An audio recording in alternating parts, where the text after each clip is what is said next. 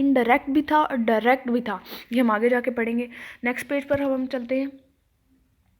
महारत का असूल 11 वाला पॉइंट है, यानी ऐसा असूल बनाया जाता है अच्छे निज़ाम हुकूमत में जिसमें माहिर लोग आगे आते हैं, यानी नाअहल और महारत से खाली लोग किसी महकमे में नहीं आते, बल्कि माहिर लोग आते हैं उस महकमे में, क्योंकि माहिर लोगों की वजह से महकमा ज़्यादा तरक्की पाता है, ना महर लोगों की महारत लोगों की वजह से।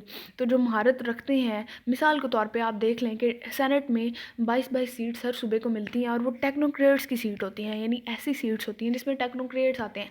अब आप सेहत के शोबे पर देख लें तो सेहत के शोबे में वफाकी सतह पर भी और सूबाई सतह पर भी सेहत की वजारत उसी के पास है जो ख़ुद भी डॉक्टर है, यानी वो उस शोबे से माहिर है। तो कोई BA पास को वजारत नहीं मिल जाती, वो उसके लिए डॉक्टर होना ज़रूरी है। सो ऐसे माहिर लोग जो हैं वो माशरे में जब हुकूमत में आते हैं और उस महकमे के वज़ीर बनते हैं, तो फिर वो महकमा तरक्की पाता है। नेक्स्ट हम चलते हैं हज़रत उमर के निज़ाम हुकूमत पर। हज़रत उमर रज़ी अल्लाह तआला अन्हु का निज़ाम हुकूमत कैसा था? बहुत ही उम्दा और खिलाफत रास्ता में यानी खिलाफत रास्ता में सबसे पहले हज़रत अबू बकर सिद्दीक़ रज़ी अल्लाह तआला अन्हु खलीफा बने, उसके बाद हज़रत उमर दूसरे नंबर पर खलीफा बने, फिर तीसरे नंबर पर हज़रत उस्मान रज़ी अल्लाह तआला अन्हु खलीफा बने, और फोर्थ नंबर पर हज़रत अली जो रज़ी अल्लाह तआला अन्हु खलीफा बने। तो हज़रत उमर का जो दूसरा नंबर है, हज़रत उमर के निज़ाम हुकूमत में इस्लामी इंतज़ामिया और इस्लामी रियासत जो थी वो बड़े उम्दा अंदाज़ में चली। आप कोई गवर्नर या कोई सरकारी एहलकार मुकर्रर करते तो बाकायदा तौर पे उसको हदायत देते कि आवाम की खिदमत के लिए तुम्हें नामज़द किया जा रहा है, अगर आवाम की तवक्कुआत पे पूरा नहीं उतरोगे तो तुम नाअहल करार दे दिए जाओगे। फिर इसी तरह उन्होंने एहतसाब का जो सिलसिला था वो बहुत कड़ा रखा कि एहतसाब किया जाता हर एक के साथ। एहतसाब से जो यानी उसके तकाज़ों पे पूरा उतरता वही अहलियत रखता, किसी भी तकर्रुर के लिए जो नहीं पूरा उतरता उसको नाअहल करार दे दिया जाता। हज़रत उमर के दौरे हुकूमत में इंतज़ामिया की खसूसियात देखते हैं। मजलिस शौरा का क़याम, मजलिस शौरा फिर वही जैसे आपके यहाँ मजलिस शौरा है, ईवान बाला और ईवान ज़ेरी, इसी तरह हज़रत उमर के दौर में मजलिस शौरा के 2 हिस्से थे, एक ईवान ख़ास और एक आम। मजलिस कहते हैं चंद लोगों का मिल के बैठना, और शौरा का मतलब मशवरा करना। तो मजलिस शौरा से मुराद ऐसी मजलिस चंद लोगों की बैठक जिसमें मशवरा किया जाता था।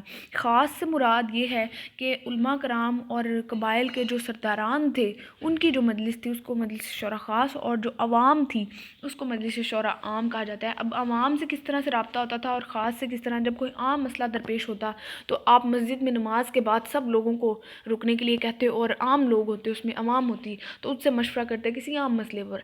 लेकिन कोई ख़ास मसला दरपेश होता तो आप उलमा कराम और कबाइल के जो सरदारान थे उनको बुलाते और बैठ के उनसे मशवरा करते, और मशवरे के बगैर आपने कभी कोई फ़ैसला नहीं किया था। नेक्स्ट पेज पर चलते हैं हम।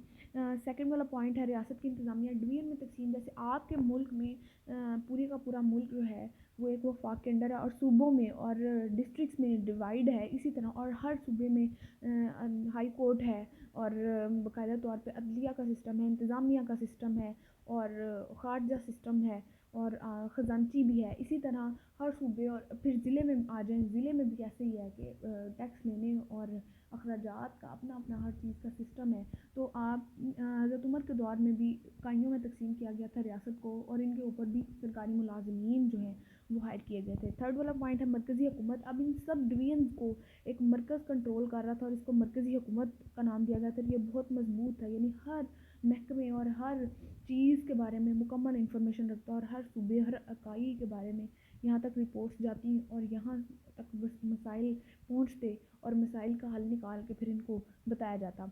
फोर्थ वाला पॉइंट है इंतज़ामी पॉलिसी। इंतज़ामिया की पॉलिसी बहुत ज़बरदस्त थी। इंतज़ामिया का काम जो था वो बड़ा उम्दा तरीके से था। फर्स्ट इसका पॉइंट हम देखते हैं इंतज़ामिया की पॉलिसी का कि दरवाज़ा खुले रखने की पॉलिसी बनाई गई थी। हज़रत उमर ने अपने जितने भी सरकारी मुलाज़मीन थे, जितने वज़रा थे, उनको हदायत की थी कि आपने अपने दरबार के दरवाजे हमेशा खुले रखने हैं, दिन रात आवाम की खिदमत के लिए। कोई भी साइल या कोई भी इंसान अपनी शिकायत लेकर आता है तो आपने फ़ौरन हाज़िर होना है और उसकी खिदमत करनी है।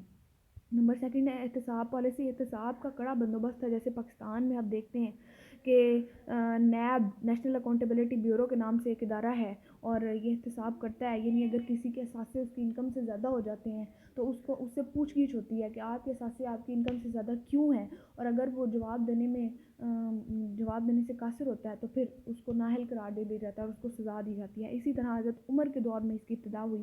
حضرت عمر کے دور میں باقاعدہ طور پہ جو تقرری ہوتی تو اس کی جائیداد کو دیکھا جاتا، اور اگر بعد میں جائیداد بڑھ جاتی، زیادہ ہو جاتی، تو اس سے پوچھا جاتا، اور اگر وہ جواب نہ دے سکتا تو پھر اس کو اس کے عہدے سے ہٹا دیا جاتا۔ نمبر 3، زمین کے متعلق پالیسی بنائی گئی کہ جاگیردار جو سسٹم تھا، جاگیردار خود زمین کاشت نہیں کرتے تھے، مزارعین سے زمین کاشت کرواتے تھے، تو کہا گیا کہ اگر آپ خود کاشت کریں گے تو ٹھیک ہے، ادروائز آپ سے زمین لے لی جائے گی۔ اور باقاعدہ طور پہ بہت سے جاگیرداروں سے ایکسٹرا جو زمین تھی، یعنی وہ خود کاشت بھی نہیں کر رہے تھے اور صرف حکم چلا رہے تھے، ان سے لے کر مزارعین میں دی گئی۔ یعنی مقصد اس کا یہ تھا کہ دولت امیروں کے ہاتھ سے لے کے غریبوں میں دینی ہے، تاکہ دولت کا ایک سیٹ اپ جو ہے وہ چلتا رہے، ایک سرکل چلتا رہے، کیونکہ جب دولت چند ہاتھوں میں اکٹھی ہو جاتی ہے تو سرکل رک جاتا ہے، اور جب سرکل رکتا ہے تو معاشرہ جو ہے نا وہ بدامنی کا شکار ہو جاتا ہے، ایک گیپ آ جاتا ہے، دولت کا گیپ، امیر بہت امیر ہو جاتے ہیں، غریب بہت غریب ہو جاتے ہیں، تو اس کو روکنے کے لیے بنایا گیا۔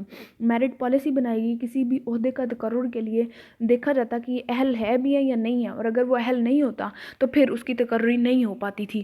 یعنی جج ہے تو پہلے دیکھا جاتا کہ یہ اہلیت رکھتا ہے جج ہونے کی، اس میں اتنی ذہانت، اتنی دور اندیشی ہے کہ یہ جج بن سکے، تو ہر چیز سے دیکھ کے، ہر اینگل سے دیکھ کے پھر اس کو جج مقرر کیا جاتا۔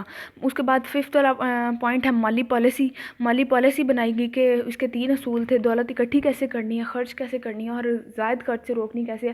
اکٹھی کرنے کا میں نے آپ کو پہلے بتایا کہ حضرت عمر کے دور میں باقاعدہ طور پہ جزیہ اور زکوٰۃ و عشر نہ دینے والوں کے خلاف جہاد کرنے کا اعلان ہوا تھا۔ پھر خرچ کرنے کا ایک پراپر طریقہ ہوا، اور زائد خرچ سے یا غلط خرچ سے روکنی کیسے ہے، اس کا بھی سیٹ اپ بنایا گیا۔ تبھی تو عوام کو اتنے حقوق ملے کہ ایک بیت المال سے جو چادریں ملی سب کو ایک ایک چادر، تو حضرت عمر نے 2 چادروں کا لباس پہنا، تو ایک آدمی نے کھڑے ہو کے پوچھا کہ چادر تو ایک ایک ملی تھی، آپ نے کیسے 2 چادروں کا لباس بنا لیا؟ تو حضرت عمر کے بیٹے نے جواب دیا کہ میں نے اپنی ایک چادر اپنے بابا جان کو دی ہے۔ احتساب کا اور مالی پالیسی کا اس طرح کا کٹھن انتظام تھا۔